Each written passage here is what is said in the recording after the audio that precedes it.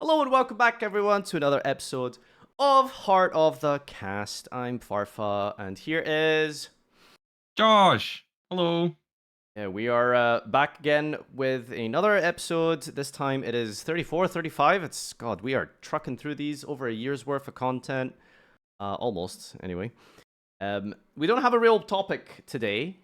Things are, I suppose.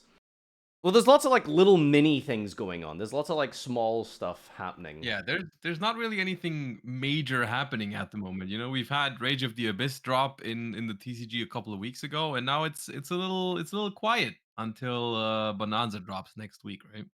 Yeah, and the what's it called? The reveals, the creator videos and stuff have all dropped today, so we can talk Oh, about have that they? now.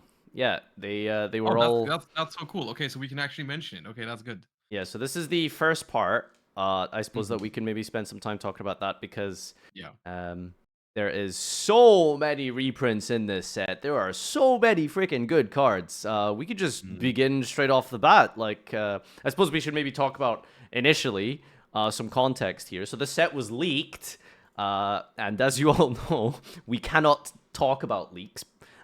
At the time, anyway, because it's in the tournament policy now. So that's why Yeah. there's a certain creator who is suspended for 3 years.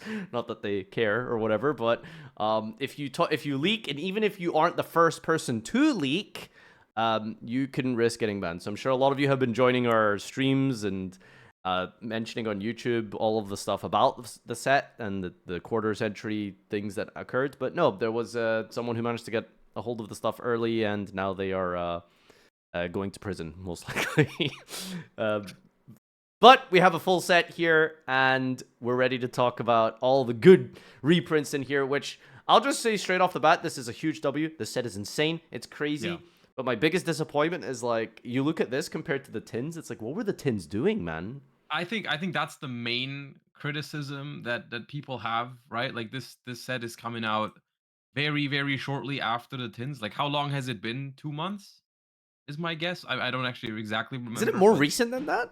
It's like 6 weeks or it might. something. I mean, Rage of the Abyss at this point is like 3 weeks already. So like, I'm my guess is like 1.5 to 2 months since we've gotten the tins, but I'm not actually entirely sure. I'm sure the comments will tell me exactly how long it's been. It's not been very long either way, and like, it's not just that Bonanza is a lot better than the Megatins. It's mainly, I think, that some of the chase cards who were in the Megatins are also in Bonanza. So like, it kind of makes the set look even worse when you're considering, like, oh, one of the most expensive cards you could pull from the Megatins was SP Lil Knight. Like, that was arguably the chase cards in the Megatins, and that card is now also in Bonanza. So anyone who's picked up an SP from the Megatins, well, that's going to drop even further, which obviously is a good thing, right? Like, that's great. SP Lil Knight, very affordable now because it's going to come out in like 7 different rarities, and you actually pull them at a very decent rate in Bonanza as opposed to like the Megatins. But yeah, I mean, the Megatin's already a product that people had very mixed feelings about because of, like, what was it? Like, you weren't even guaranteed a the all the secrets in one case, right? Yeah, Whereas because it now was like a 400 card pool or something, right? it was a huge card pool, and they went. I think they went down from previous years to, like, you only got one secret per tin. I don't know if that's ever been. It might have been different. I think. And yeah, so like, you got one secret. No, it's one secret per pack, not per tin. But like, yeah. So I don't know, but the thing that's completely out of the question, I think, is that the Bonanza is going to be an incredibly insane product. Like, it's crazy good. Like, that is without a doubt. It's great.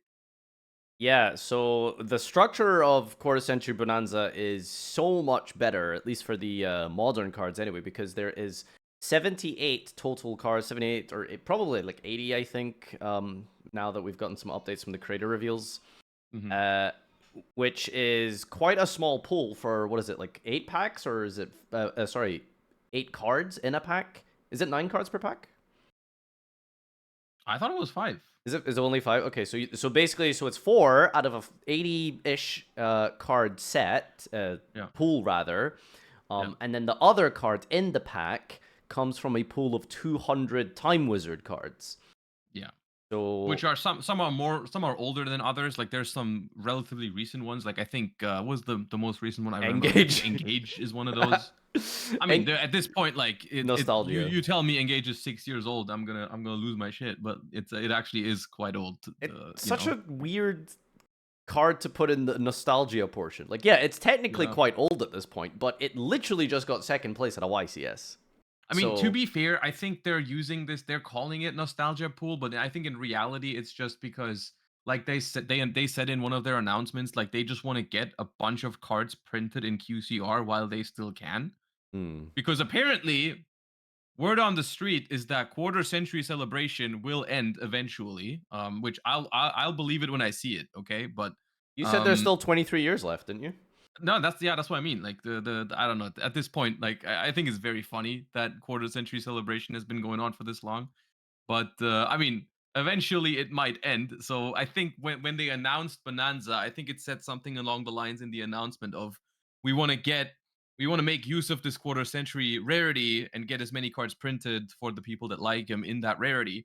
And so I think in reality, this nostalgia pool is just like a way for them to print a bunch of cards in quarter century, no matter like whether they're relevant right now or not. Like it's everything from Spirit Reaper to literally Sky Striker, Mobilize, Engage, and then all kinds of other stuff is in there, right?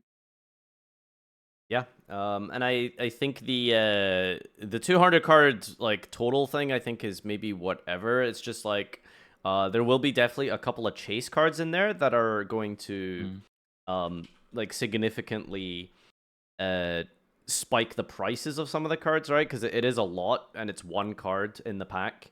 Have you So seen any that you feel like are particularly worth mentioning? Because I, off the top of my head, I can't even tell you anything crazy that's in there because I don't know many. Like I've been looking at some of the reveals, like the images where they were posting like 5 at a time. I'm not sure exactly what, like, yeah.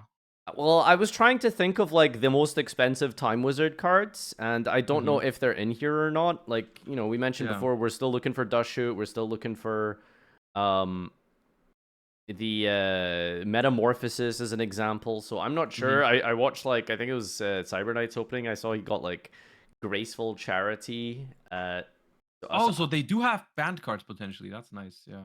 Yeah, I think Graceful is a new one that we didn't know until the opening. So that's I pretty think cool. it'd be Ban very cards is nice if important. like specifically cards like Dust Shoot or something. That'd be really really cool. Yeah, I think people are Like, yeah. slowly working on the list and stuff. There is like Mhm. there's like a list of like on YG organization that has like all the set codes and stuff, but they haven't done it in order of the like. So the set codes aren't. I mean I don't know. They might not be. Like I'm looking through the list here. There's like Dragon Ravine, Birdman, Vanity's Emptiness, Ooh, Glow Up really? Bulb, Slifer, Scrap Dragon, Nat Beast, Ronin Totem, Starlight Ooh, Road, Ronin Totem, my boy. Ab Zero, Gateway, Oh, Quick that's cool. Draw, Okay, so Bryo, literally all kinds of stuff, right? Like Vayu, all Tragodia. kinds of stuff. Yeah, Yeah, that's from cool. all the way to the beginning of the game to like semi recently. Oh, Gores, Yeah. that's cool. Um, the rarity upgrades for some of these things will be kind of nice, but yeah, unfortunately, there is no oppression, there is no dust shoot, there is no Mm. metamorphosis, Is the which have they pulled all the cards? Like, do we know all of them? apparently, according to the spreadsheet, there's I mean, everything to be fair, except they do two a bunch of cards. like creator openings, right? And if it's like what you get 24 of these per box, and then you have a bunch of creators opening out of a pool of 200. Yeah, I could imagine all of them being known. Yep. So the spreadsheet that I found on YGorg is there's just two cards missing, so we have everything, and No oppression is very weird. You would think if like what other there's some cards that made it that were emptiness. definitely Like less nostalgic than Royal Oppression. I'm pretty nostalgic about emptiness. I mean, no, Um, emptiness is. I actually think emptiness, like as much as I hate that card, like I feel like it deserves it. But like, I mean, I'm looking at like Imperial I orders don't in there. know, huh? Imperial orders in there. Yeah, that's also fair enough, you know. But like, I'm looking at I don't know, Mechanical Chaser. I'm like, is this thing more iconic than Royal Oppression? I don't know. Probably not oppression, no, but Mechanical Chaser and QCR is really funny. That's actually crazy. Ooh, Upstart Goblin. Mm. Heavy Storm, Mirror Force, Sangan, Ultimate Offering. I think definitely needed a reprint as well. Was Ultimate Offering. Yeah, Um, I'm a big fan of the fact that they put in the other two U-Bell forms because I was very bothered by the fact that the original U-Bell had a quarter century print and the other two didn't. well, there you go. Now your Garnets can be quarter century. Yes. Um, don't most people just play their Garnets in like common? Isn't that like the play? I have no idea. I don't really like quarter centuries anyways, but I like it when things have the same rarity available. Makes me happy. Yes. Yeah. So overall, good set. Incredible set. Honestly, Yeah. like genuinely I mean, incredible set. that's the thing. This nostalgia pool, I feel like the cool thing about this is that a lot of this stuff is not gonna have a lot of value simply because, like, I mean, a Spirit Reaper reprint in 2024 is not gonna draw a terrible amount of attention. The cool thing about this is that they're printing these cards in a separate pool from all the other things that, like, they're not gonna dilute the pull rate of your other chase cards, right? It's not like, oh, I'm pulling a Spirit Reaper instead of an SP Little Knight. I'm feeling bad about it. No, from the get go, in that slot, there can't be an SP Little Knight. You're not expecting a huge value card in that one. I mean, maybe some of them will have value, but you know what I mean, right? Like that slot is reserved to a nostalgia card. So it's not going to be a feels bad moment of like, oh, I didn't pull the SP in that slot, right? Like the SP can be in the other four slots in the pack.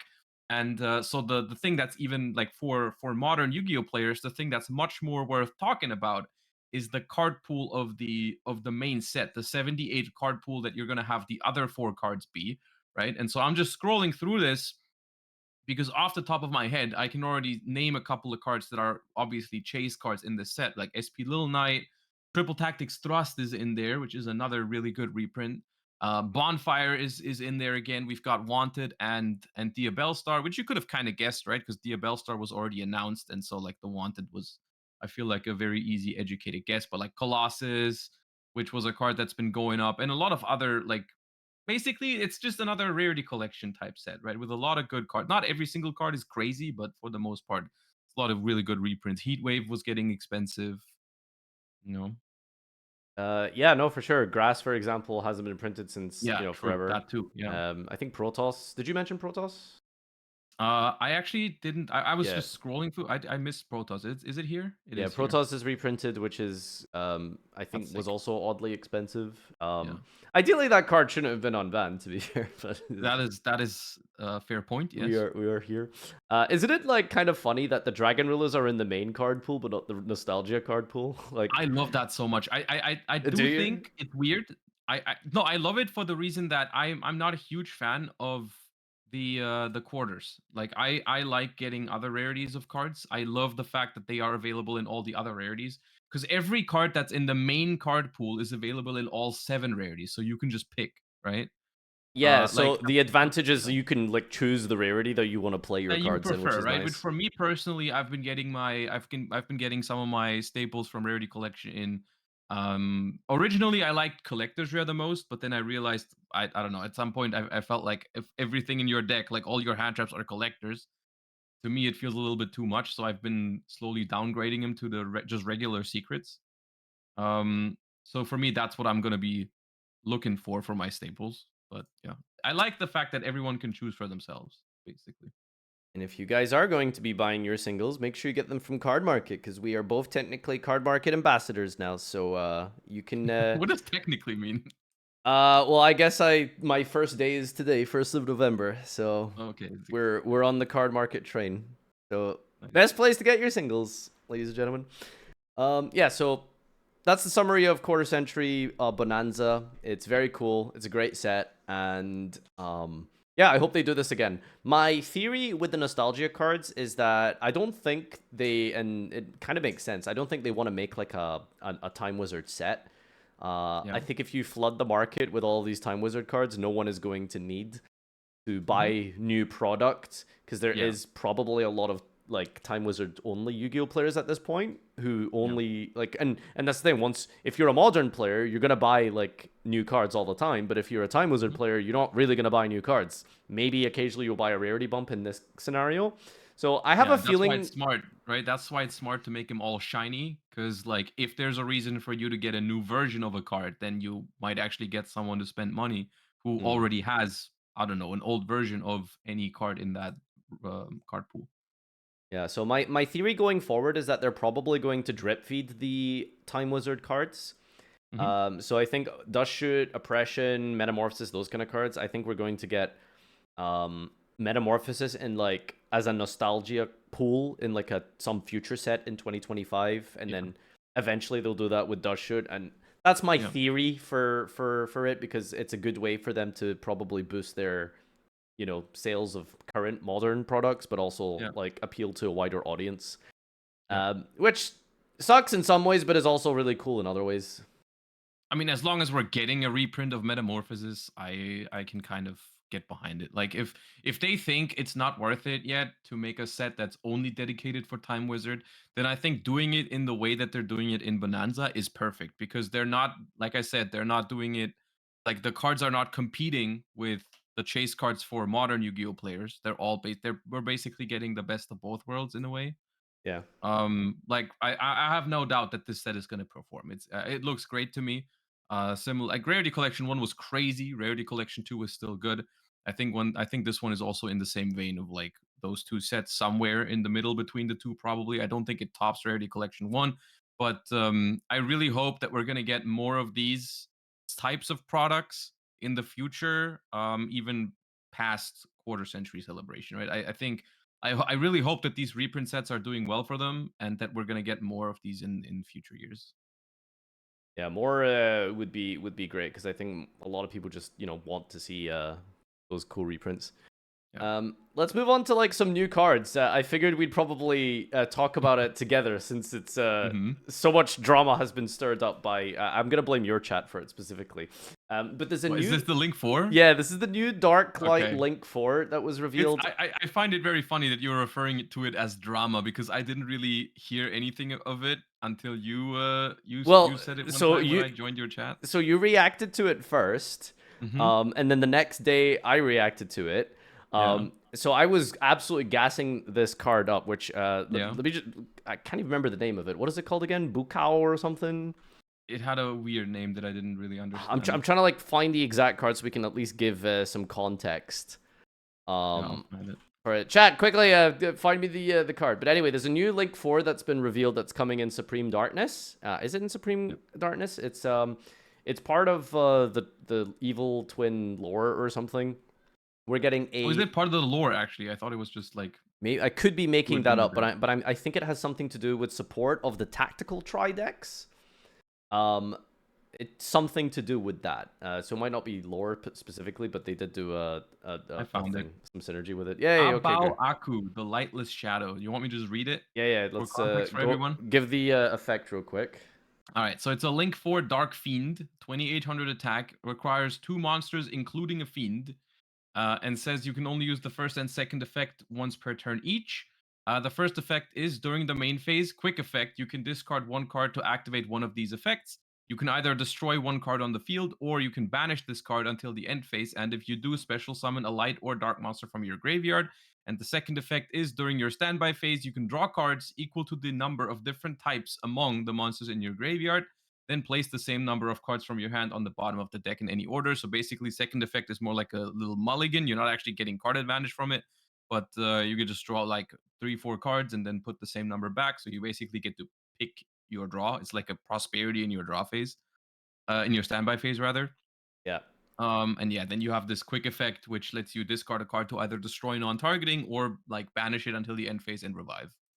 So the great thing about this card is, well, I suppose I feel like you're undershooting your analysis of it. But the funny thing that happened was you said it was fine, and then people told me that you said it was shit. So then Okay, that no, so that yeah. created the No, the way it went is I looked at it and I liked it a lot, but the reason why towards the end of my initial reaction I tell my chat to calm down and not freak out about it is because everyone was like I was gassing this card up about like how cool I find it, because the way I'm reading this card and it's like a Link 4 and I'm comparing it to something like Appaloosa in my head, and I'm like, okay, this card is good, but it's good in a such like in so much more of a fun way. than Appaloosa because it feels very interactive to me. Because it's a Link 4 that if you're trying to interact with your opponent, all it gives you is discard one to non-target pop. Other than that, like from a interact like disruption side, this card is not as crazy as Appaloosa or something like that. But it's really cool because it's got a whole lot of other things you can do, like the whole like banish itself until the end phase to revive something. It seems like a very interactive and fun card to play with, while still being very good. And I really like the design on it. But then people in my chat were going crazy about it because it can revive, I don't know, Jaugen or Artifact Scythe or whatever, depending on which, like, whether you're playing Master Duel or TCG or whatever. Uh, and I'm just like, dude, you guys can't just like have a nice card ever because you're gonna freak out when like there's so many cards in Yu-Gi-Oh that can revive a floodgate. Like, yeah, Call of the Haunted can also revive Barrier Statue of something or Okay, whatever. hold on a second, because I had this exact comment in my reaction, and it was That's like, probably because I said that in my thing. Yeah, dude, like, it's actually crazy. Like, that is just not at all how it works. There's a difference between a Call of the Haunted and a Link 4 that you could generically access, right? It is it's not even so... that generic. It still requires a fiend. Right, so you just... Any Link to Nightmare Monster gets you into this. Okay, and so what are you gonna do? Like, how are you gonna send Well, Scythe I from mean, your deck it's to the it's graveyard? it, it's the world is your oyster type of thing, right? Like it's a generic pop that you can end on just as an end board Mhm. piece, like you would with Yeah, any build a board deck. yeah. Or it's a build around that revives light and darks from the grave. You could bring back Lancia to stop your opponent from banishing, bring back Jaugen, all of Mhm. this like dumb stuff that we've seen Well, yeah, I'm not in saying it's Yu-Gi-Oh. not possible. I'm just saying like that's not as relevant as just like that's a good card. Yeah, it's broken. It's like Yeah, it's Promethean Princess, but better because Princess is fires only. This is light and darks, which is the probably like this best card type in... is so much worse than Promethean Princess. You think so? Yes. I think this is going to see more play than Promethean Princess. Well, yeah, because Light and Dark is more generic, but this is not a better card than Promethean Princess. Okay, well, I think they're different in a lot of Promethean ways. Princess is a generic Link 3, which 3 is less than 4. That's an extender on your own turn, and once it hits the graveyard, is a disruption on every single turn for the rest of the game. Do you think they're like comparable? Yes. So that automatically makes the card insane. Just the fact that they're even in the same league as each other. Right? I don't know if I would agree to that. Okay.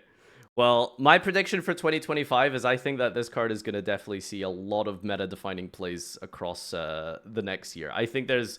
People are going to find some stupid combos that do ridiculous things with this, or worst case scenario, you just ending on a pop with a fix for your hand next turn that also gives you follow-up. That's the crazy thing. On your opponent's Mhm. turn, you pop a card. On your turn, bring back a material to then continue your combos. So yeah, that's the part that I agree with. Is I think it's a very good card. Mhm. I just don't think people are gonna use it for much like super degenerate things. It Even though might... that is theoretically possible, I think it's just going to be much better in just a universal context where the card is just solid in so many decks without having to play like bricks for it that you're trying to send to the graveyard somehow or anything like that. Well, regardless, I think it's good enough to the point where if people do find dumb combos to abuse this with, then that'll obviously Mhm. be a part and parcel of whatever format this ends up being broken Yeah. in. Yeah. Or worst case scenario, we now have a new generic Build-A-Board end piece, right? And that in and of itself is insane. Like, Yeah. obviously, I it's guess not... it's whether you like or dislike this card depends a little bit on how you feel about good generic end board pieces, right? Like, do you think those should not be a thing in general? Or do you think they're fine as long as they're fun? Like for me personally, just as an example, I didn't like Appaloosa, but I do like SP Little Knight. Oh yeah, like Appaloosa is like so broken. This is I feels mean, like a SP Little more... Knight is broken too, right? But they're different. To me, at least, they are. The thing with SP is that a lot of the time it might not... It doesn't end your turn in the same way as like a 3 or 4 man Appaloosa could Yeah, potentially just end your turn, right? Like for yeah. some decks, if you don't draw a certain card, like you're not beating just Appaloosa with Engine. Whereas... It's hard to it's hard for me to exactly pinpoint where a card like the way a card interacts with my opponent starts being fun for me. There's not like a hard line of like, okay, the card needs to do exactly this, then it's fun, or it needs to be if it's past that line, it's not fun anymore. It's just like certain ways of interacting with my opponent. I just find more fun. Like an SP being summoned like a banish, and then Hmm. even the secondary part that you can kind of play around. I think that it creates fun play patterns, even though the card is broken. I'm not saying SP Little Knight is not broken. It's one of the best cards printed in the last couple years, right? It's super super strong, but I think it's strong and fun. Whereas like Appaloosa was super super strong and not fun because the card just says negate negate negate, right? It's not a fun way to interact, I feel like. And this card to me just screams like, hey, I'm a link forward that's really good, but also I find it fun. I the imagination of playing with this card and against this card is fun to me because my opponent is going to summon this, and I'm like, okay, well, they get a reborn on their turn and maybe a pop on my turn. That's not that's good, but I don't mind playing against that. I mean, yeah, I completely agree. I just think Yeah. everything you described is crazy. Like, I think that's insane. No, it's a um, good card. No, it yeah. definitely is a good card. And I was just trying to calm people down on the you can Oh, the revive abusing any of floodgate the with this, which effect. like yes you can, but I don't know if that's going to be the majority of the things people are going to do with this. Yeah, probably not. But again, it we don't know the future. It depends on where the Yep. format is and what the card pool's looking like. 6 months from now. Mm. Um, but yeah, I mean, one there thing is. that is definitely gonna happen is if there's ever like you said, you mentioned Lancia, and it's like if we're in Malice format and people are playing Lancia anyways, Mhm. then yes, this card is gonna revive Lancia a lot. You know, like it's not gonna be like I'm gonna have to access this Lancia from my deck somehow to get it or something like that. But if you're naturally already playing those cards, then yes, this card gets even better and can also get degenerate in some situations because well, I opened Lancia and now instead of Lanceing you for one turn, I can Lancea you for the rest of the game because I can bring it back every turn with this card, right? That is true. So yeah, that is the new Link 4. For better or for worse, this card is gonna be in our format next year. So we'll see how big of an impact it makes. Yep. Was there any other random recent happenings that we've seen in Yu-Gi-Oh other than the new card and I suppose Bonanza before we move into some Patreon questions? I think those were the most important things for sure. Yeah. I Uh, don't know if I don't know if any other card they revealed is as important than these two, I guess. I suppose one of the most recent happenings other than that is we've had Yu-Gi-Oh! TCG reveal another Shadow Duelist tournament.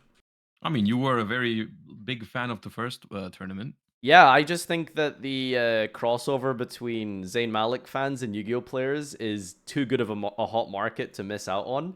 So I'm Mhm. assuming we're gonna get as good of a turnout for this. But yeah, we're getting. Are there theories already on who it is? Have they dropped hints yet?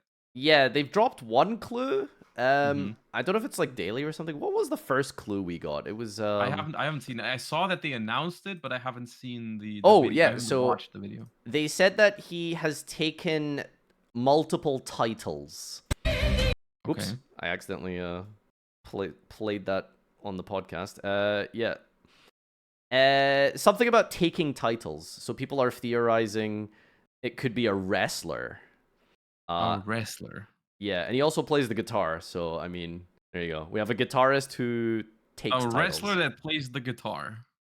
Potentially, yeah. Okay, so how are we feeling about the chances that a wrestler who plays the guitar is a good advertiser for Yu-Gi-Oh? Yeah, I don't know. How do you feel about like this as a marketing strategy? Like what do what's your See, the thoughts on thing this? is, I'm not I feel like I've said this when we talked about the first one, but I have a hard time evaluating this because I don't know shit about marketing.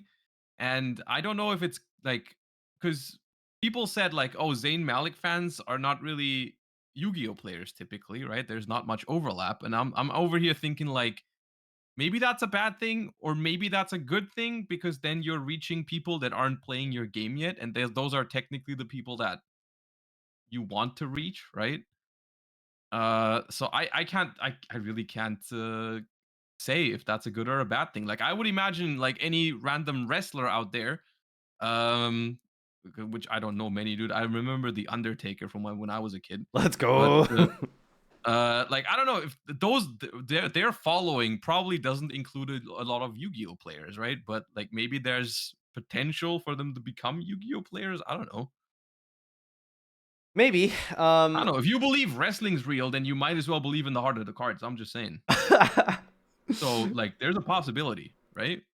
Yeah, no. Personally, I was looking at the trends of the Steam charts, which is the total population of people who play Master Duel via Steam specifically, rather than mobile and Switch and stuff like that. So already that could be a differing factor between Zayn Malik fans and not. And it doesn't look like there's a particular uptick or noticeable change in the number of people playing.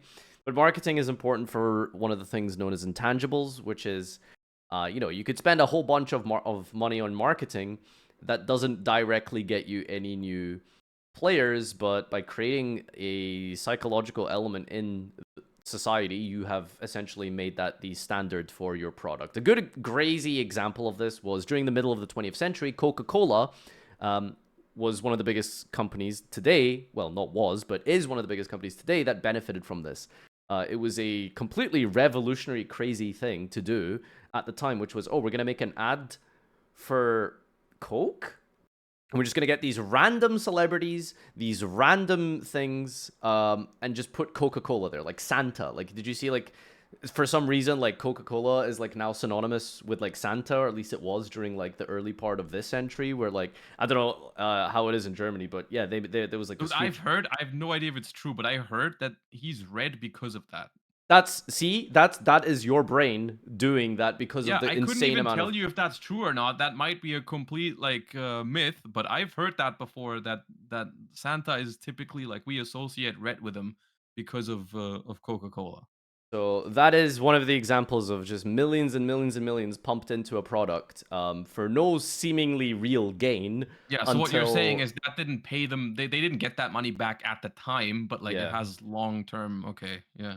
So I guess maybe something like this could work and make sense So because what does that mean? Yu-Gi-Oh is going to be associated with One mass Direction. people. Well, that's the thing. I think this is kind of like... Like 30 years from now, you're gonna see someone in a mask on the street. You're like, "Are you the shadow duelist?" Exactly, right? Like maybe Mhm. maybe that's the thought process behind it, you know. Okay. Trying to be as constructive and as nice as possible. I'll just say this is not what I would be doing. I think that the best way to Yeah, promote I mean, Master Duel is yeah, to just get... marketing is always something that's very hard for me to grasp, right? Because, like you said, there's not always a connection between, like, a one-to-one connection between the money you spend for a marketing campaign and the money you get back from it. And at that point, like, is it worth it? But then the value of just getting your name out there is very hard to grasp for me. Is like, okay, I like 50,000 people saw my ad and but I didn't get the money back from it. So was it worth it or was it not worth it? It's something I can't really I have a hard time grasping that idea. I feel like the simplest thing to do was on Master Duel release, you just get the people who stream video games to market your game. I mean, um, if Moist Critical, for example, showed a vague interest in Yu-Gi-Oh, pay him to make a video on the game. Ludwig made a tournament about Yu-Gi-Oh! Master Duel, pay him to make another video on the game or stream it for Yeah. X number of hours. No, The that I can get behind with. Yeah, that feels that like feels a like... no-brainer. yeah, that just feels like the simplest basic thing to do is I think if you're going to get the most returns on marketing, it's just get the people who are most likely to be part of your echo chamber of video games, which is Yeah. more video game streamers. So I don't know. It also feels like the viewership of those people would be super likely to not be Master Duel players yet, but not opposed to becoming Hmm. players, right? Like, because that's like the people that are watching, I don't know, Critical or Ludwig. Obviously, it's not all of them, but like I feel like a lot of them are just like gamers who are into all sorts of games, right? Doesn't necessarily have to be a specific one, but they'd be open to maybe try Yu-Gi-Oh if they saw it and liked what they see, right? Yeah. But yeah, Master Duel is I think just kind of sitting around the same sort of numbers it has been for the last year or so. It's actually kind of interesting. In 2023, looking at some of the numbers from Steam charts, I mean, it's like in the high 30s. We're talking like 38, 39, 40,000. And then this year, we are like kind of in like it's grown from what I can tell. It's like sort of 40s, Hmm. 41 average. So from Okay. last year to this year, Master Duel does look like it's grown, Yeah. which is a huge positive thing. So that's great. Yeah. And obviously there was a lot of peaks for that. Notably was Snake Eyes release in February. That was huge. Tenpai release last month, I think, was a significant bump as well. We had Yeah. 44,000 concurrent players compared to the average-ish of like 39. Hmm. Um, yeah, the game's doing pretty well. Master Duel's thriving. Yeah. I mean, yeah, maybe they have more insight into the numbers and liked what they saw with the first who knows, the first Shadow Duelist thingy. There must be a reason they're running it back. You would hope.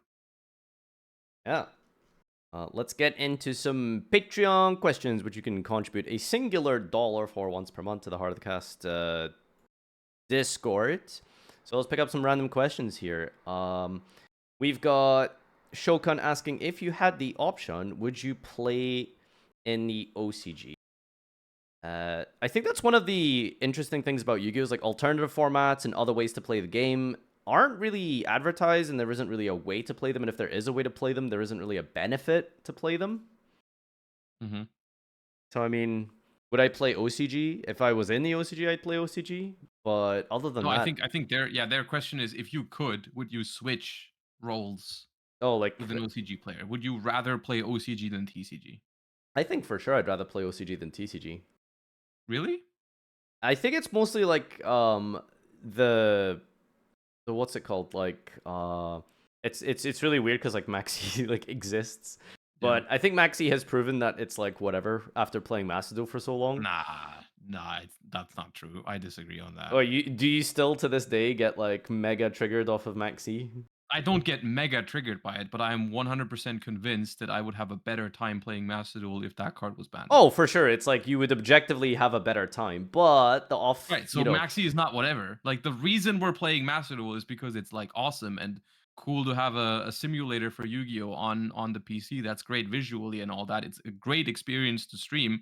And I think the lesson to take away is that it's fun despite Maxi, not like that. Maxi's not fine. well, that's not exactly the question. Is like, would you, be okay with Maxi? It's more so like, would you play in the OCG? And with OCG comes Maxi, but the concession is, you get to play with new cards early. You get like a different product structure. Okay. Structure. The game is more Yeah. budget. So like, if you had Hmm. to sort of like trade up places between that and Yeah. deal with Maxi, it's like, what would you be picking personally? Okay. Yeah. So I get behind the fact that like there's pros and cons to it, right? Like Mm-hmm. the set structure, the price of the game, the fact that I didn't even consider the fact that they're getting like products without them being spoilered months ahead, right? Yeah. That's cool.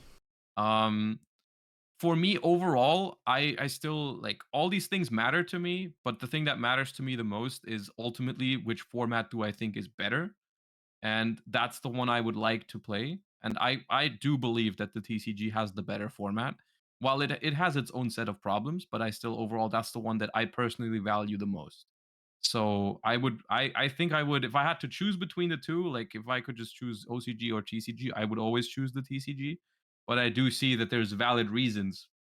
Like there's things that are better in the OCG than they are in the TCG. It's not better in every single aspect. You just don't understand the vision, because the long haul is to pick OCG, because as you've seen from the recent ban list, they are slowly eliminating Maxi. So, give it a Sure. couple more months and you'll get to play OCG without Maxi and all the new cards and stuff. So that's the fun part. I mean, but then you're gonna have to wait another couple years for them to hit Appaloosa and stuff. Oh yeah, no, there's still a lot of in theory, the Maxi, how do we call them, benefactors, like that's, I suppose, like the theory we Yeah, have. I know what you mean. I don't have a word for it. Yeah, so like the logic is a lot of these broken cards like Apollos and stuff existed in OCG because Maxi is supposed to hypothetically keep them in check, so they're allowed more powerful cards than we are. Yeah. Is the running logic in theory. But yeah, no. I think that Maxi is definitely uh an interesting small segue. I don't know if you took a look at the play rates that have been published. So Not yet. No, I've been. When did they publish them? I think it was like today Yesterday? or yesterday, Okay, no, I but haven't been. I haven't been online today much. so the top cards by usage on Master Duel meta typically were like, I think, what was Maxi's peak? I think like sometime last year it was at like 94. 96, Yeah, 96. 94-ish.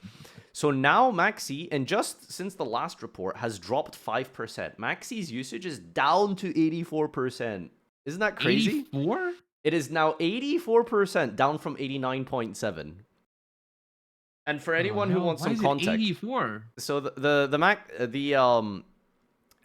data for this is collected in game from the master rank. So this isn't just like people who can't afford Okay. the deck. This isn't just people who are like messing around in silver. This is like if you are in master, your data is being collected and transcribed to show what your list has, and Okay. Maxi is down to 84% play rate in the master tier of Yu-Gi-Oh! Master Duel.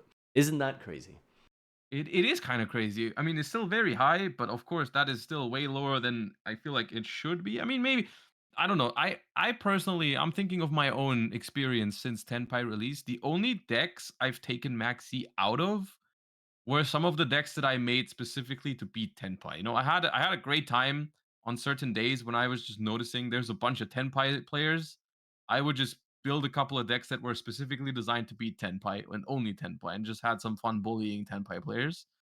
And a lot of those decks didn't have Maxi either because they were 60 card brews. Like I was playing some Paleo Runic Lab, and then I made like a trap lab that didn't have Maxi in it because, like, you know, I'm always going to go first. I'd rather set a trap card than have Maxi. Those kind of things. I didn't realize it was like that many people doing that though.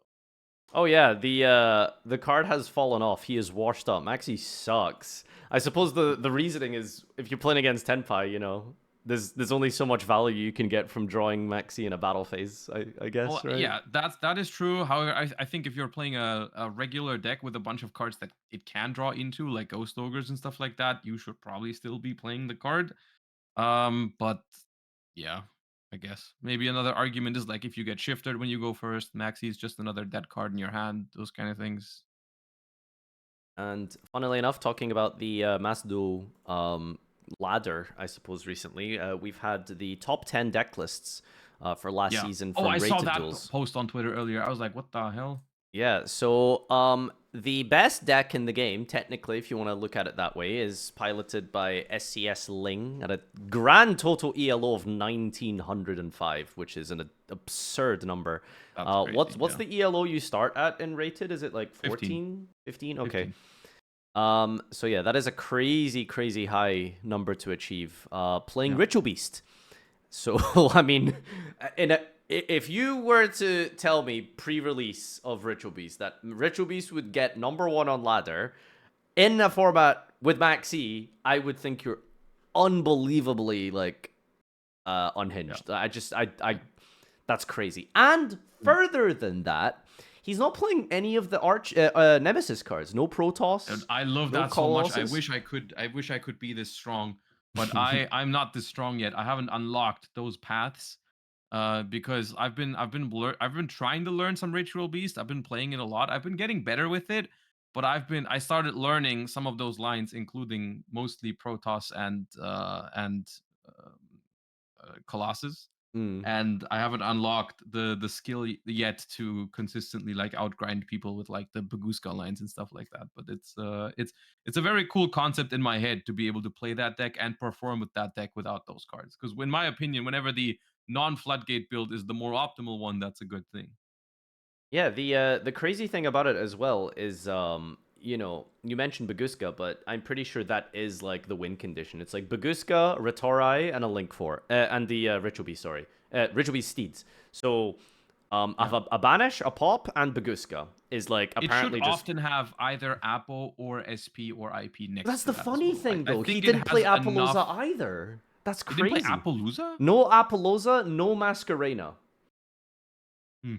It's just unhinged. I don't know I don't know how this list works. It's crazy. Rank 1 Ritual Beast, no Art Nemesis, no Apollousa. Just bro is just passing on Baguska Steeds.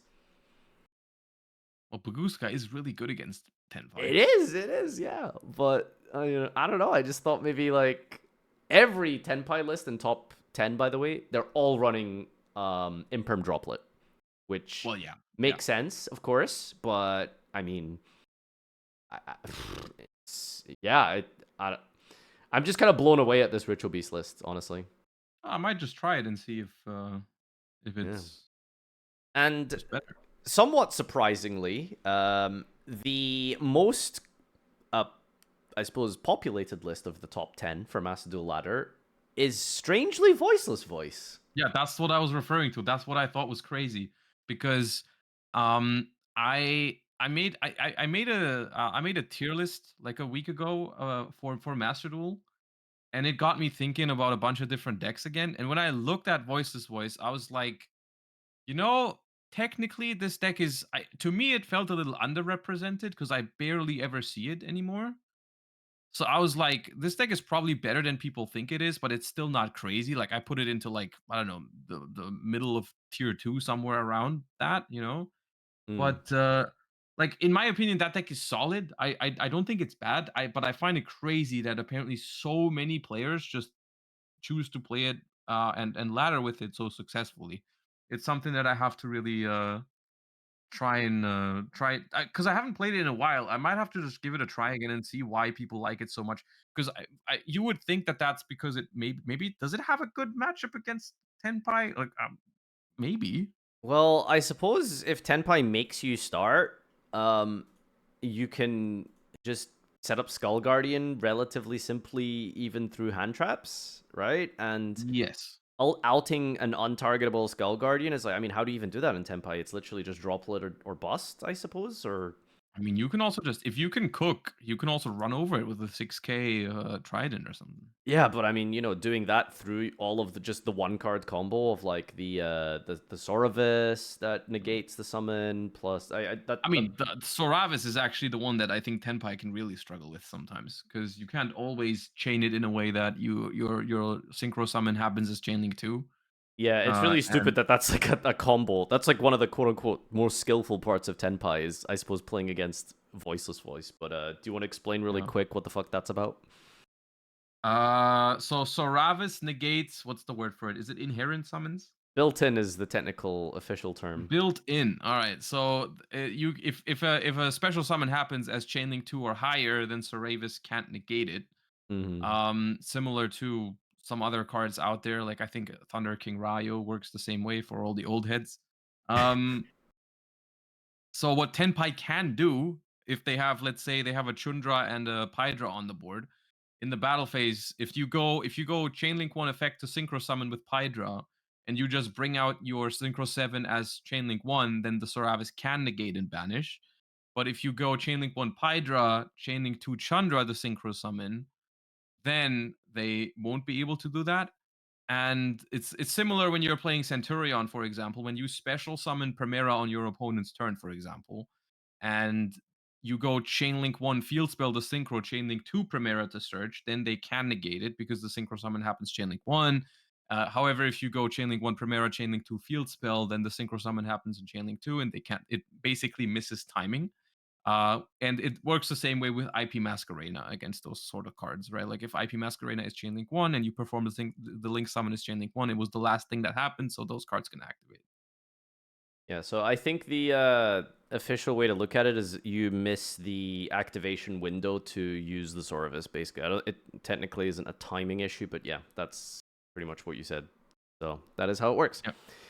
So yeah, Voiceless doing pretty well there. I don't know if you've noticed, taking a look at some of the top cut deck lists, I thought that was really funny that all of the non-Tenpai lists are running this like super interesting tech. Like half of them are playing Solemn Judgment. So Oh, Tenpai really? makes you start, and I guess you And can just unironically, I'm not surprised by this because of how hyped Tenpai was for best of one. I like I said it earlier that I built decks to just bully Tenpai players, and maybe it sounded like that was just a meme to have some fun versus Tenpai players, but unironically, I was climbing with those decks because of how popular Tenpai was on those days. mm, And because think about it this way, normally we build our decks to kind of be able to go first and second because normally when everyone tries to go first, you're expecting to go first 50% of the time, so your deck needs to be kind of balanced out to be able to do both things. However, if like even if Tenpai is only, let's say Tenpai is only 40% of the decks out there, that is 40% that you're gonna go first every time. And then the remaining 60%, let's say our decks that want to go first themselves, that one is going to be up to the coin flip. So that's a 50-50. So out of 60%, you're going to go first another 30%. So overall, you're going first 70% of the time now. So all of a sudden, building your decks to be so much better going first is a much more viable strategy. So like I was climbing with those meme decks to counter Tenpai because I just built like, I don't know, Trap Lab with no, like if I was going second into anything, I would lose, but I would overall have a positive win rate because all the Tenpais make me start, and in all the other matchups, I have a 50% chance to go first as well. So I'm not actually surprised that some of these people were able to climb with decks that we wouldn't even see, or like with techs that we wouldn't see very successfully like before Tenpai release. Yeah, no, well put. Makes sense with the math on that. I think that was a really good point you mentioned. Yeah. But that's not to say that Tenpai is bad or anything. Looking at the stats, we No, have no, no, no, it's Tenpai. not. Tenpai is the second most represented deck in the top 10 of Yeah. Master Duel's ranked season. And I think the most interesting thing is it's hard to like really draw too much conclusions and interesting stuff for Tenpai deck lists, but none of them are playing any board breakers. Well, outside of the standard droplet, two of them played Lightning Storm, but they're all hand Mm. trap based. You know, we didn't Yeah. see any like, for example, the European Championship, the most famous example of Tenpai, just Dark Hole, Raigeki, Yeah. Summon Chunt, right? No one's playing anything like that. Two lists are Yeah. playing Lightning Storm, and all of them are playing like 15 plus hand traps. So Yeah. interesting that Tenpai has opted to go for um the hand trap direction. I don't know what the logic there is. If it's maybe better into a more generic type of field, or if it's also good against Tenpai. If you're forced to go first, then you I think can. that's the one. I think similar to the other decks that we were talking about earlier, I think you just don't want, with how popular Tenpai is right now, I just don't think you want to build your deck in a way that you risk losing the coin flip and having nothing to do against their stuff, right? Like Mhm. if I'm playing hand traps in my Tenpai deck and you're playing board breakers and I win the coin toss, I make you go first. I maybe throw one or two hand traps at you and the rest of your hand is like lightning storm, feather duster, droplet or something, like you will just die next turn and there's nothing you can do about it. Yep. And I think that's why for the Tenpai mirror, the only thing you can really do is if you get sent first, hope that like you can make a steals and have a couple hand traps. The safe as safe can be in best of one. Yeah. Unfortunately, you just have to play the most generic things to give you the best chance to play against most of a wide field of a meta. So Yeah. the board breakers going first against the mirror is, as you said, pretty useless. Yeah. I suppose like the one other interesting deck is, well, I mean, it's the only other deck in the top 10. Ubel managed to scrape in 10th spot, which has Mhm. kind of fallen off a lot. But one thing that Ubel did get recently that I suppose is kind of interesting, he was playing Summon Sorceress, which has been errata'd. Oh yes, right. Yeah. This So is now your the deck has now unlocked a way of getting to the Ubel cards with Dark Beckoning Beast, which was not possible because we don't have Fiendsmith yet. yeah, the ability to use Dark Beckoning Beast as part of your U-Belt engine now, I think, was probably the biggest weakness before Summon Sort, because Yeah. Dark Beckoning Beast pre-Summon Sort, I mean, what does that even do in Tenpai? It just makes, like, Soul of Rage? Like, does it do It anything was, yeah, it else? was just Unchained combo basically. Like you would get Unchained, you would get Rage plus Trap off of it. Yeah. Now, admittedly, the U Bell combo is still not crazy because the new Summon Sorceress text does lock you into Fiends if you do it, so you can't like do the normal Appaloosa stuff. But it does get you into the cycle with the Ubel cards, and you do get to like that creates a lot of follow up. You still get the Unchained cards because those are all Fiend. So it's pretty good, I think, to have that card in there, especially because Phantom of Ubel went to 2, so you have that one extra deck slot anyways. And Piri Rice Map making a comeback as well. I was playing this all the way on release of Ubel. I just didn't think the deck was consistent enough to not play Piri Rice Map. But Piri Rice Map is good now because Well, I don't know, like if it's because of the summon Sork allowing Dark Beckoning Beast to one card combo, but the Paramouse map should probably just get some Sorrow Lotus anyway. But Bro, this I person played learned it at last 3. week live on stream that Piri Rise map only works start of main phase 1. Really? Oh, I mean, Yeah, everyone no, has to find out the I hard opened way. Nightmare Throne Piri Rise map and started with Nightmare Throne. They ashed it, and I didn't have a play anymore because the card was not yellow anymore.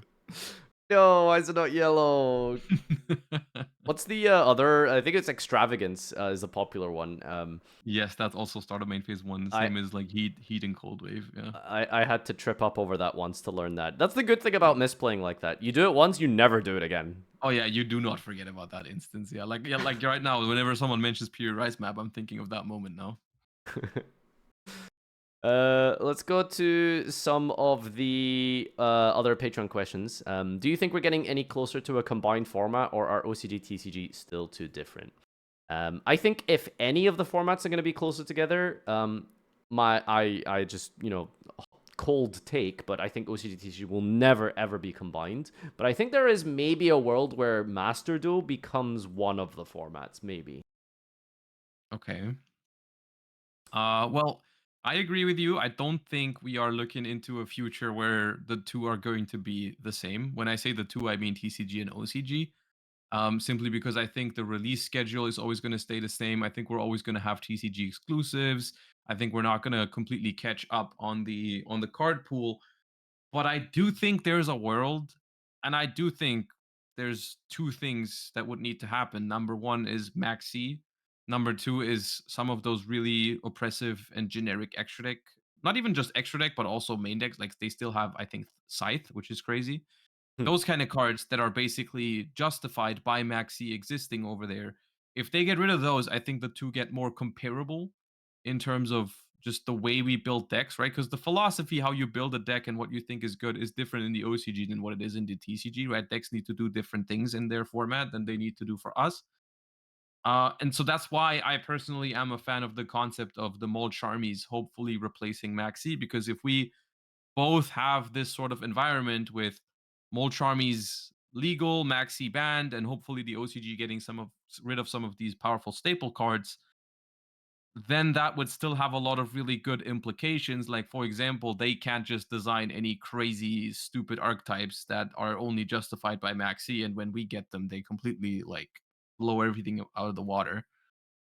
So I think that is something that is worth going towards, and I think Maxi going to two and hopefully getting banned is a good first step into that direction.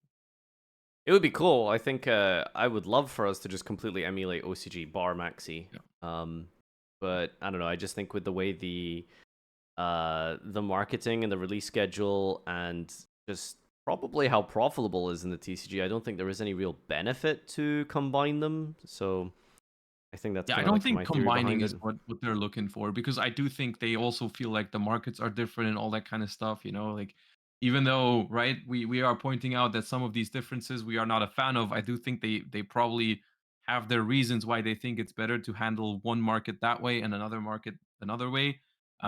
So I don't think that's going to drastically change, but I think about the health of the game itself, I would like there to be one idea of, you know, what's good for the game, what's not good for the game, Mm. and that be good, because like if they are in agreement of what's good for the game, then the card design, because they're designing cards for both formats, right? So if there's a disagreement in what's healthy for Yu-Gi-Oh, then that's going to result in cards that either of the regions will not appreciate.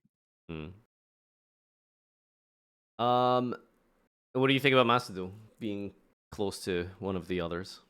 I think Master Duel, if anything, I mean, currently it's definitely closer to the OCG. And I think that's probably gonna stay that way. I don't know if they would ever become the same, but Do you I think it's would, closer to OCG than TCG?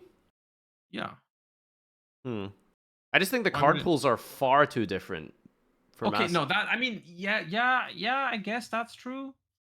In terms of the release schedule, it's closer to the TCG, but I was more talking about like philosophy of ban list Sure, sure. and card pool, like what kind of cards you think are fine, what kind of cards are not fine.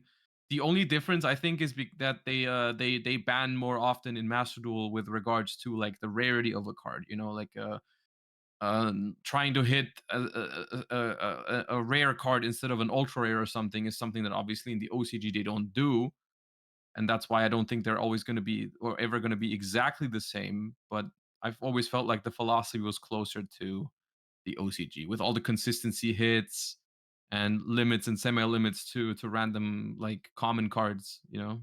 Hmm. What do you think about how illusion type monsters have been since release? I like to liken this to basically everything that's happened historically. Like for example, when Pendulum was released, like it was kind of just useless and bad, and then Hmm. eventually they make specific like Pendulum decks, and then Yeah. shit went to the moon. Same with like Cybers, right? And Yep. Link Monsters. Link Monsters is a great example. Like Link Summoning was dog shit on Summon, and then they made some Link decks, and then Yeah. so similarly, I think Illusion is probably in the same place, right? Like it was kind of sort of useless, and then Chimera's getting pretty strong, Yeah. um, and I think it's just one of those things where they just make the right cards, they make and design the right archetype, Yeah. and I that mean, so what you're saying is it was always going to be viable at some point if they just make the right cards for it. But do you like it? I Like, are don't you happy like. we have the illusion type? Are you happy we have Chimera as a deck? The thing is, like, I feel like it is such a useless like introduction in some ways. Like, what it really is the difference? Like, the battle protection is really what comes up, and it's like, So, I mean, more types just means I feel like from a game design perspective, it just means you have an easier time making a new deck mm-hmm, without having to worry about cards having all kinds of synergies with other cards mm, from 15 years ago, right? yeah. I It's like, mean, hey, I want to make a relatively generic searcher card, but no matter what type I give it, it's gonna be broken with this card from ages ago. yeah. So why don't we like occasionally just make a new one if we can think of some cool stuff? Like, if you were to like change the entire Chimera type to like Thunder, what would that practically change about the way the deck plays? Well, Like a it would mean couple of that, for example, interactions. Nightmare Apprentice, which reads That's Search an that's the one Illusion important one. monster. Yeah. Yeah. So ultimately, okay, you lose a Rota, but Colossus. Yeah, you special Nightmare Apprentice and you send it to the graveyard to make Colossus. Yeah.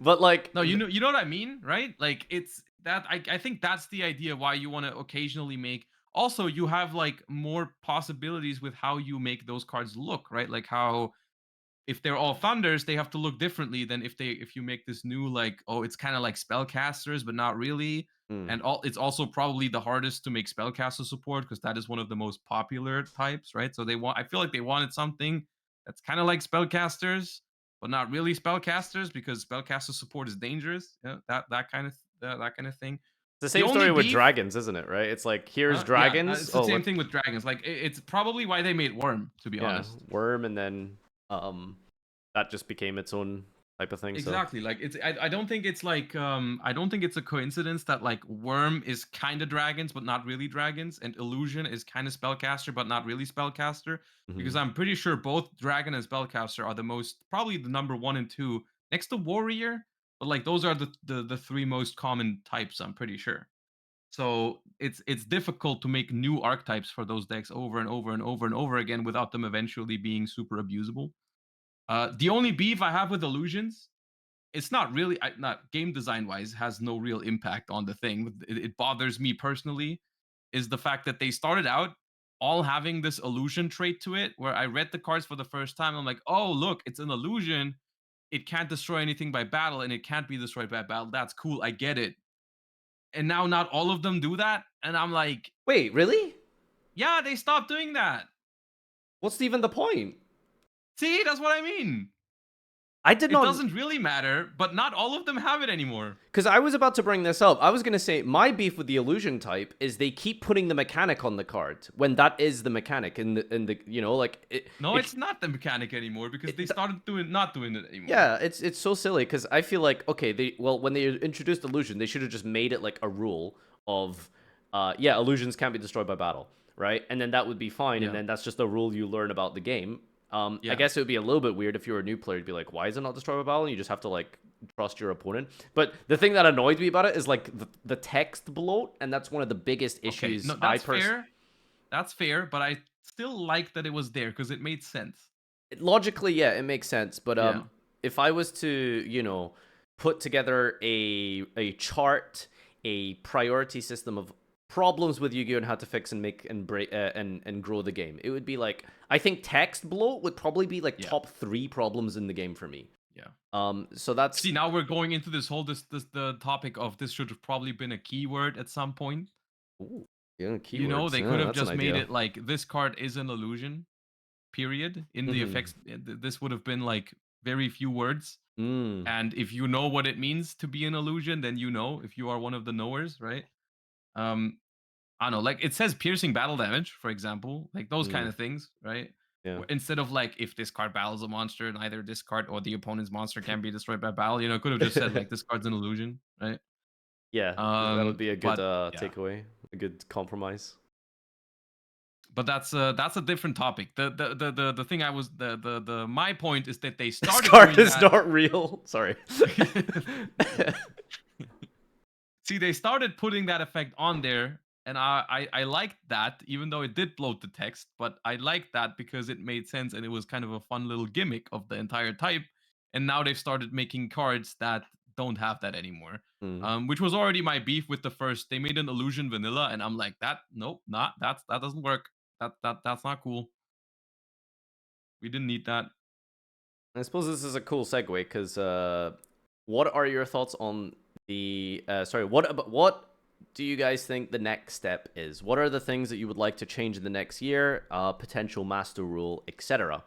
Hmm. So again, if I was to like discuss this priority chart of like, I for me it would be like getting new players, getting more people to enjoy Hmm. Yu-Gi-Oh and come into the ecosystem of Yu-Gi-Oh, and it'd be like, Yeah. number 1, pricing, number 2, um probably like, just, like, I suppose in no particular order, pricing of the game, card text I think needs to be completely overhauled or simplified, Hmm. and I think alternative formats promotion or Yeah. some sort of way to be pushed as another way to play Yu-Gi-Oh, because I think like Okay.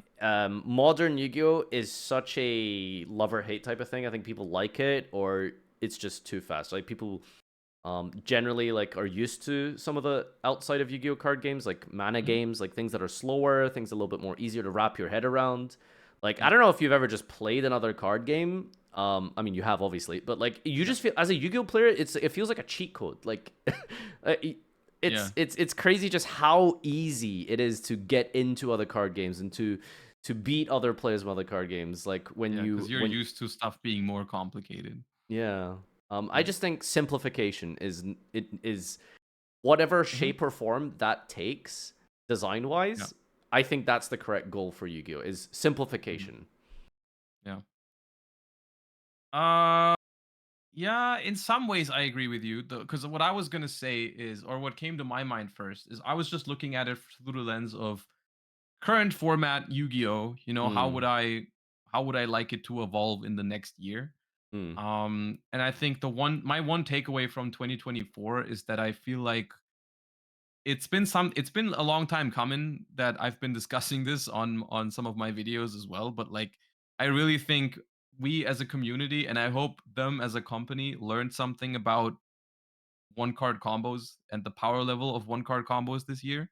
mm, Um when like decks like Snake Eye and U Bell, I feel like definitely crossed the line of what we think is acceptable for a one card combo.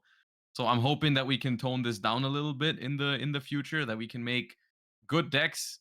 You know, maybe some of them not having all one card combos, and then if we do make one card combo decks, they should be a little more fair and down to the ground than what Snake Eyes and Ubel were. That's my number one wish, and for at the moment, I think that is something that the direction they're heading into with something like Ryzeal. So I'm hopeful for that one. Price support, they actually did do something. I guess we can talk about that a little bit later. Now you said that they did actually update the prices for YCSs, which is obviously not quite there yet, but I feel like it is worth mentioning. Then yeah, I in terms of the complexity things that you said, I think that is somewhat of a what's the word? Like something that makes Yu-Gi-Oh! Yu-Gi-Oh! Right? So this whole thing of love or hate a game type of thing isn't that very normal? Isn't every game kind of based around like some people like it, some people don't like it? I don't know. I feel like it's very possible to just have a neutral kind of meh opinion of a lot of card games. Oh, what you're saying is more it's like more polarizing. It's like people don't Yeah. feel like okay, now that's fair enough. Yeah, I can see that. Like I feel like there's more people who just feel indifferent about other card games Hmm. or like maybe play like them a little bit, play them sometimes, occasionally, whereas like that's harder with Yu-Gi-Oh. Okay, no, I can get behind that. Yeah, Because I I get don't know that. if you've ever noticed, whenever I've occasionally stumbled across like ex Yu-Gi-Oh players talking about Yu-Gi-Oh on Twitter, like they Mhm. fucking hate Yu-Gi-Oh, right? But whenever I hear Yeah. like ex Magic players and stuff and ex Hearthstone players, like it's sort of like this fond kind of nostalgia they have for it. Whereas with Yu-Gi-Oh players, it feels like no man, it was like a poisonous, I toxic I relationship. I'm glad I I don't know if dropped I the agree with game. You know that. what I I mean? I I think I think whenever I hear, like, people talk about their ex game in some way, it's always like they will always tell you how it changed into something that they just didn't like anymore. Yeah. Like, I hear that a lot about Hearthstone as well, where, like, people said, like, "Oh, at some point, it just became too much randomness for me, so I quit because it was, like, too much, like, gamba," that kind of thing. Like, people have their reasons why they quit, and whenever they talk about their game, they will bring those reasons up, right? It's really funny. I saw like some stuff on Hearthstone on like Twitter, and it was talking about how like yeah, remember when this was a staple and it was like Wind Fury Harpy, which is like just a Yeah, vanilla that like attacks twice. And yeah. then you compare that to where Hearthstone is today, where it's like Yeah, generate 2 cards, reduce their cost by 1 mana, and like all this kind of crazy stuff. yeah. Like it's really funny to think that like Chill Wind Yeti was in like one of the first Yeah, decks. yeah. No, what I was trying to say is I think the thing that you're describing is like something almost to be expected from someone who's decided to leave a game is like when they talk about that game, they will become nostalgic of how it was when they still played, and Mm, then they will complain about the things that changed and what made them quit, right? yeah. Like you will have that no matter what game you look at. But what I feel like what you said, I feel like is more like I think there's more people who just think like Hearthstone is all right. They play it or played it and they just feel like, yeah, Hearthstone's kind of cool, Whereas like Yu-Gi-Oh is like either you love it or you just are way too confused by it and just or just hate it outright, like the way it plays, right? Yeah. Um, Not to plug or anything, because I technically am doing a sponsor for Star Wars at some point. Mhm. I tried playing that game. Do you know anything about the Star Wars TCG? All I know is that Thomas Rose told me about it at YCS Lil and he's really into it right now, but I haven't looked into it. I have no idea how it works. So from what I've heard, because you're an ex Runeterra gamer, apparently it's just Mhm. Runeterra, which Well, I like Runeterra. so the biggest thing that appealed to me is there's no turns. It's like just priority, right? Like Well, that's a cool idea. That's a yeah, cool idea. so like I like that. if you summon a monster, then your opponent gets to make an action. And then Mhm. when they like activate a spell, now it's your priority. Now you do Yeah. something. Yeah, So that seems cool. yeah, so it's just like there's just one big phase and then the upkeep, which is like you pot of greed in the end phase, and you can choose to put one of your cards into your mana pile. It's resources they call it, but it's basically mana. So you can choose to +1 mana in the end phase, or just keep both of the cards you drew 2 of in the end phase. That seems cool. Um, the thing is, like, what it's really sad now because I'm trying to think of like, how did I start playing Yu-Gi-Oh physically? Like, because I'm such a digital brained player now, it's like I really want to just like go buy a deck and go play, but it's like it's so awkward because I feel like I'd have to like go through that process that I did with Yu-Gi-Oh again, which is like, well, now I need to like go make like a friend group and like all that kind of stuff, and I'm Well, just yeah, like, that's how it works. Yeah. yeah, it's really sad. Like, I mean, I'm probably not gonna play this game because I just don't have the capacity to want to go out and socialize. It's really okay. sad. Yeah, that is sad. Yeah, that's Yeah. unfortunate. I mean, if you really enjoy it, you should probably try to overcome that somehow. Yeah, it's whatever. I'll wait until the digital client comes out at some point. I will not play a card game unless it's on a screen. Yep. So yeah, that's what I've been doing, and Mhm. I think it's a really cool structure. I think I haven't played too many card games before. Well, I guess technically I have played a few by now. But I had a blast just playing like like starter decks with Jordan. It was really Mhm. fun. So is that actually how Runeterra works, by the way? Like it's just a priority No, system? Runeterra has turns, but Okay. it is more like a symmetrical kind of thing where it's not my turn or my Hmm. opponent's turn. It's like it's turn one, so we both have one mana. Hmm. And so I get to play a one mana card, then my opponent gets to play a one mana card, and then we move on to turn two, Okay, and so then we how does both have like two mana. how does turn 10 work? Like are you constantly passing back priority or You do have it's a priority system, yeah. Like I play a card, you play a card until we both don't want to play a card anymore, and then it passes over to the next turn. Oh, so it is And exactly the same, right? it might be it. That yeah. Yeah, okay. So and then the only thing that alternates between the two turns is who has a battle phase, basically. Oh, so like you both don't get a battle phase? It's It's called an attack token in Runeterra. So it's like if I have the attack token on turn one, I can summon a oh. one drop and attack with it. Then Mhm. when we both are done with our turn ones, it passes Mm. over to my opponent. So you basically always have one turn off where your opponent can't attack you and you can attack. Is there a battle phase or do you just is it like Hearthstone where you can do You can something, do it at attack, any do point. something? Okay. You have one attack. You can't like attack with one minion and then with another one later. You Oh, have to do okay. all your attacks at the same time. Mm. Uh, but you can do it whenever you want. Like you can play some cards first, or you can attack first, or you can attack and then play some cards after, like whatever. Interesting. Because in Star Wars, it's kind of like Hearthstone structure where you can just attack at any time. Hmm. Obviously your action gives your opponent priority, but you have this Hmm. thing called the initiative. Yeah. So it's like at some point you can choose to be like, okay, I'll take initiative, but that means you pass the rest of your actions for that turn. So then Hmm. that chooses who gets to go make the first action on the next turn. Okay. So that's kind of like I suppose how the difference is with Runeterra when you are talking about like the attack token type of thing. Yeah. Yeah, it's really interesting just talking about different card games and how like they've approached like some of the problems of like the big three. Because I think like one of the biggest criticisms of Yu-Gi-Oh specifically is like the solitaire angle.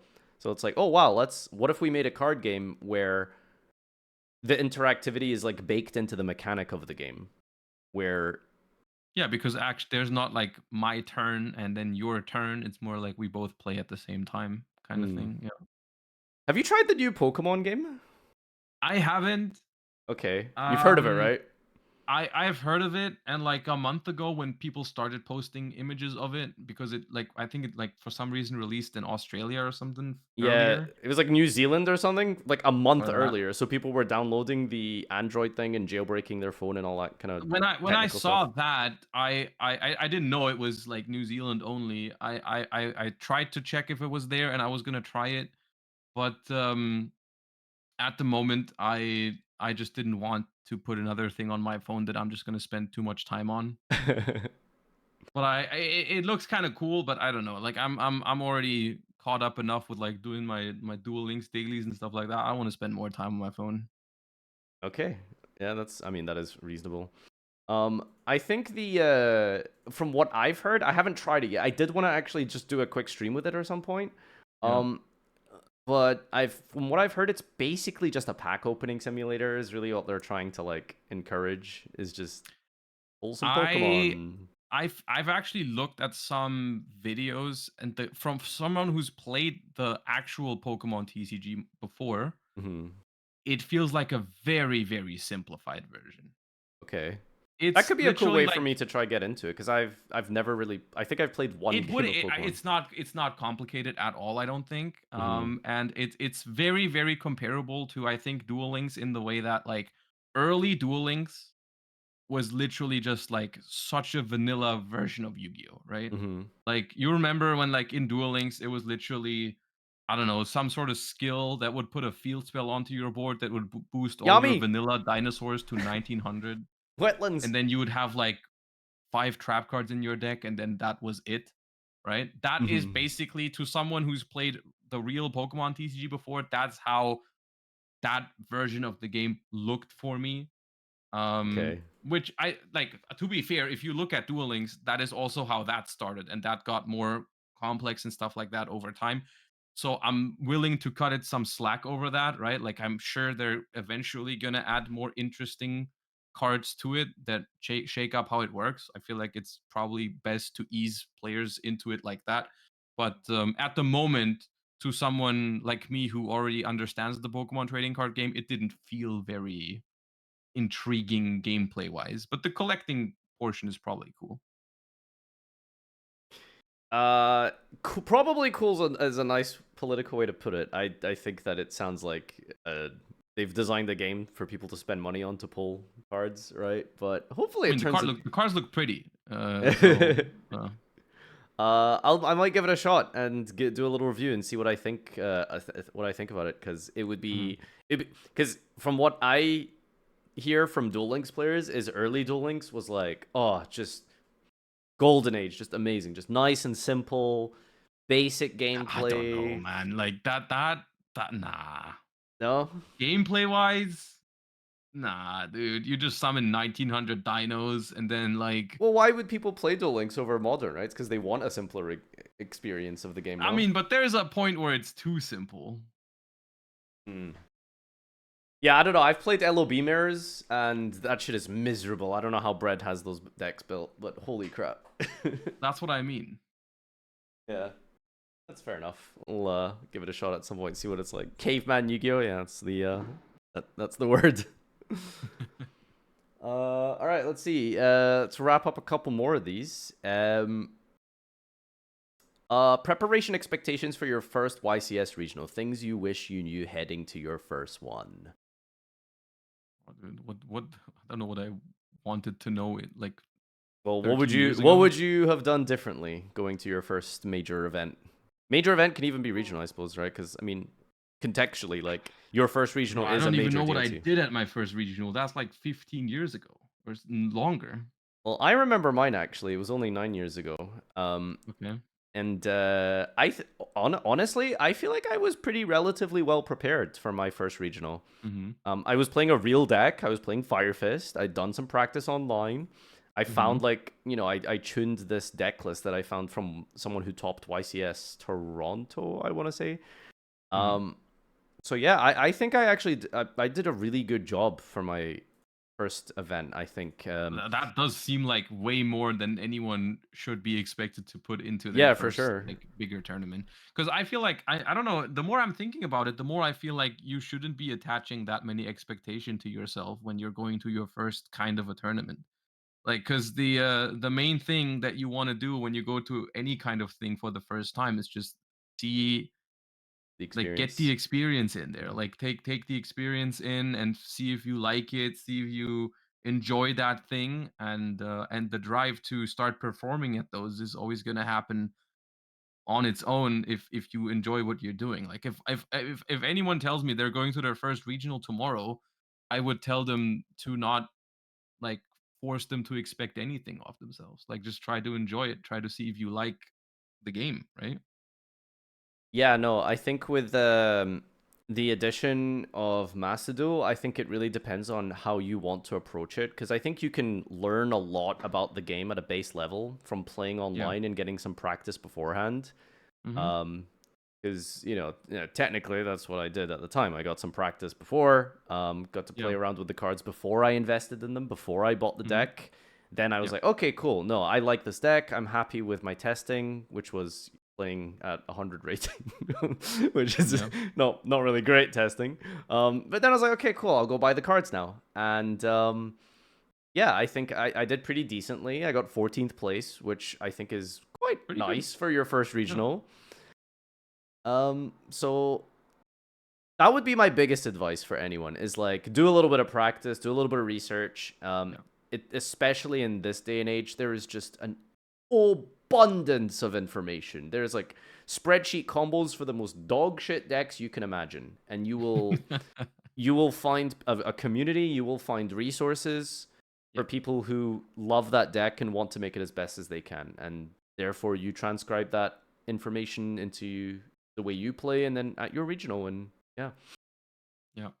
that's my biggest advice. Yeah. At the same time, you gotta be aware of the fact that like things you learn online will not always carry over one to one into Yeah, your like a cards don't glow. your first big in person tournament. Hmm. Like Yeah, your cards don't glow, but also just like the game is just different, right? Because the way the overview you have over your cards is also just different when you play IRL Yu-Gi-Oh. Like you won't have that option to, oh, I will click on my graveyard and it will show me all the cards in a list. Or if I activate this card, it'll show me all the valid targets. Or when I click my extra deck, it'll show me all the cards I can legally summon right now. All those kind of things. Like if I go to the end phase, my Skarm will pop up and ask me, would you like to search for Skarm? All those kinds of things are very different when you play IRL for the first time, or even at any bigger tournament for the first time. Things like fatigue when you're going through a long day, all those things are situations that you have to make yourself like familiar with. And that's why I think it's just most important to go to a tournament just expecting to learn a lot rather than like tying your first regional performance or like your first regional expectations to some performance that you want to achieve.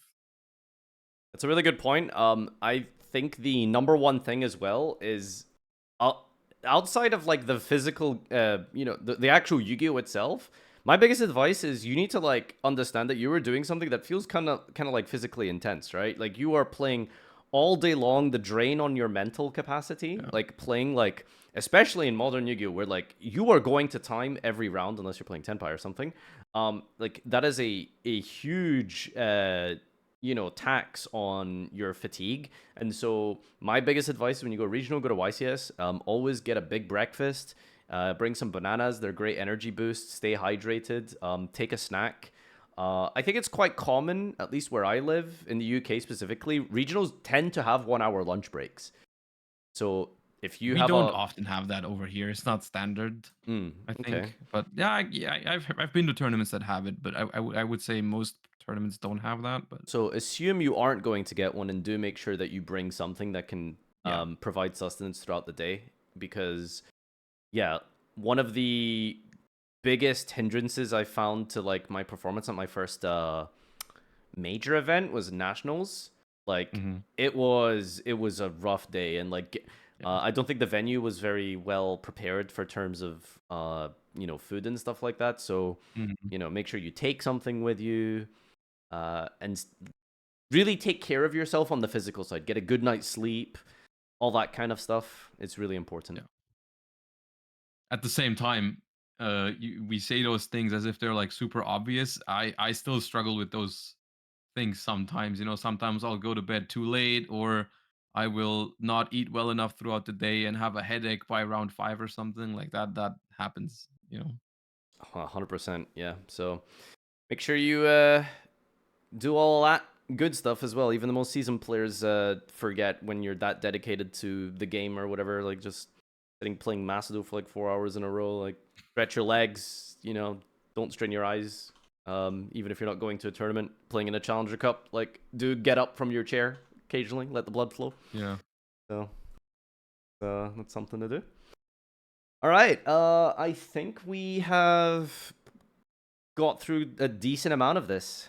I I like these ones. I genuinely like sometimes I get stressed out about not having a specific topic for the next episode of the podcast because I just feel like there's not one huge thing happening that we can talk about.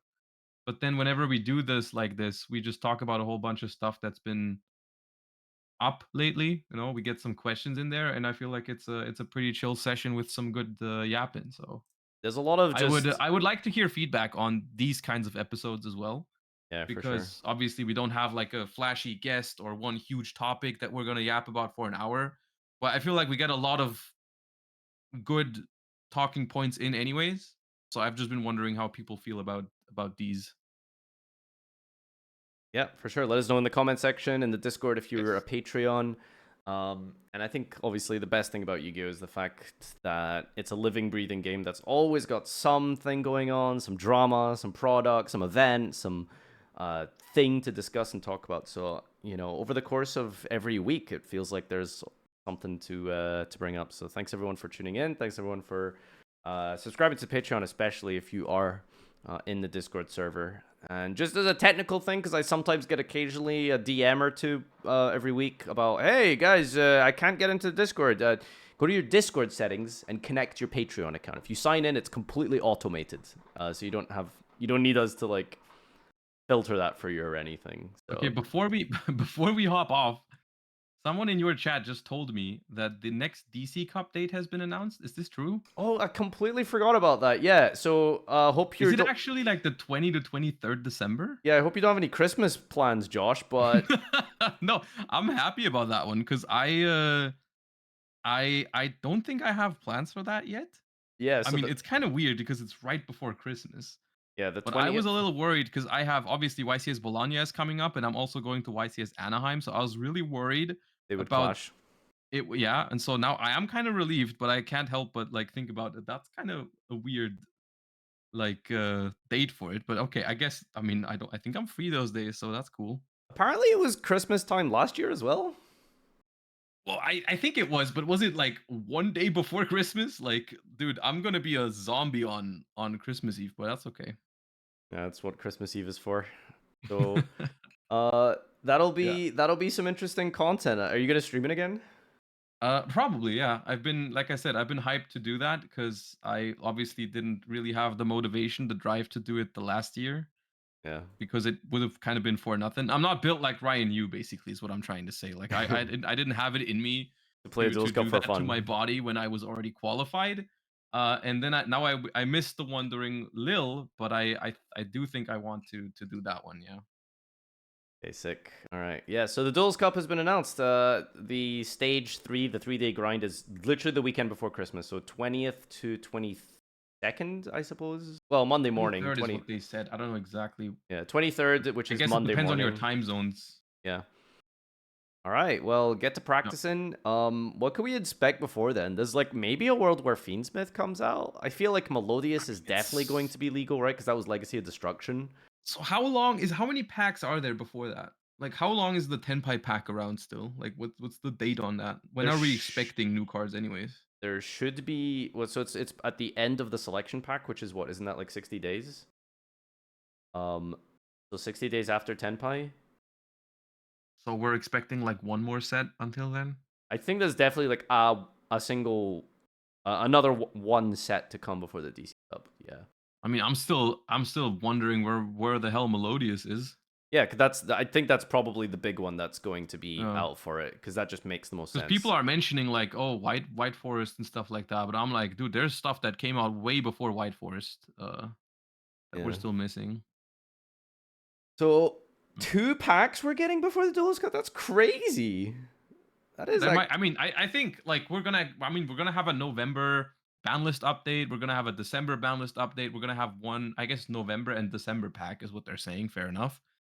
So like, there's a lot of changes to be expected. But I mean, with Master Duel, I find it very hard to guess what's gonna come out because the order seems almost arbitrary to me.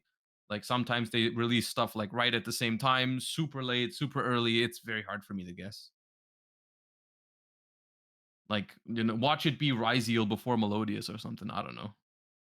man, I hope they pull off something crazy like that again. Like the Poplar thing, as much as, irrespective of how much you actually enjoy Snake Eye, just like Yeah, conceptually, yeah. like the idea of Master Duel releasing a deck at the same time as it came out in the TCG was like, It was so dope. Yeah, I God, loved it. I don't know, man. I think it was so good. Like being able to be like, oh, I really love Snake Eye. If you're one of those people, I guess, Bro, then it's playing like, Snake Eye in 2 formats? That's yeah, brilliant. like that. If you really like a deck, that is so sick. I just really like the idea, like the experience of learning those cards in Master Duel. Like I being able to like because when a card comes out in the TCG, you will never get the same amount of games in with it than if it was on Master Duel. Because Master Duel, I can just sit down from home, turn on stream, and play for an entire day. It's not as simple with Yu-Gi-Oh for me, where I'd have to like wait for a specific weekday to go to locals.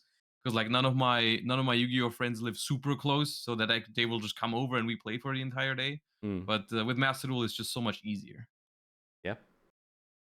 Anyways, sorry for the No, it's you were that already was doing the outro, but I just saw that in chat and that is a very important thing to bring up. So yeah, we'll be doing some Duelist Cup content whenever it rolls around for sure.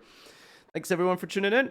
see you next week. If you have any suggestions for topics and stuff we can go over, we've gone over quite a lot of major aspects of Yu-Gi-Oh, but I'm sure there's still plenty of things that we can discuss design-wise and stuff. The next week's podcast, we might maybe do like a Bologna prep thing. Potentially, that could be a good idea.